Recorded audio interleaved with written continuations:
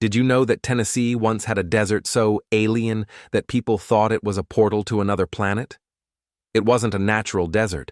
It was a 50-square-mile scar in the earth called the Copper Basin, and it holds a secret that's buried deep in the red dirt.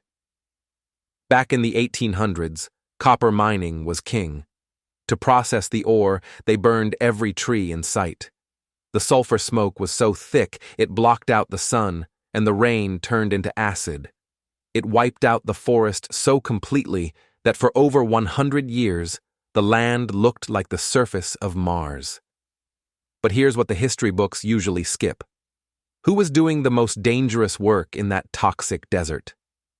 During the 1900s, hundreds of black miners were brought in. They lived in segregated camps literally called the location.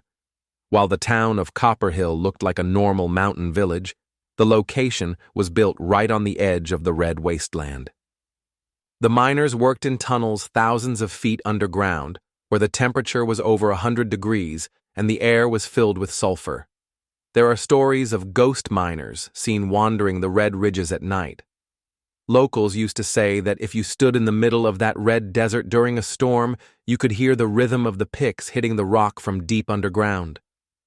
People thought it was the wind, but the legend says it's the heartbeat of the men who were forgotten by the company but remembered by the mountain. Today, the Copper Basin is green again, one of the biggest reforestation projects in history. They planted millions of trees to hide the scar, but if you dig just a few inches below the grass, you'll find that bright red, toxic soil. Tennessee's Mars is gone, but the stories of the people who survived it are still there, buried right under the roots. Next time you see a pine forest in the mountains, remember, it might be hiding a desert. Follow for more hidden Tennessee legends.